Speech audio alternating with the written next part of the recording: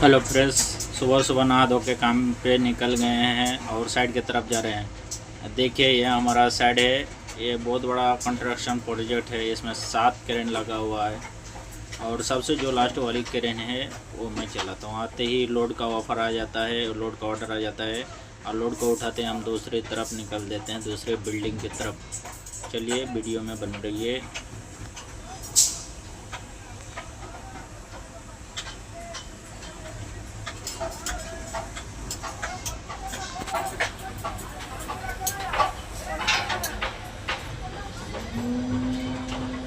Load को खोलना चालू कर दिया। देखिए गाइस, वो आदमी सिग्नल दे रहा है।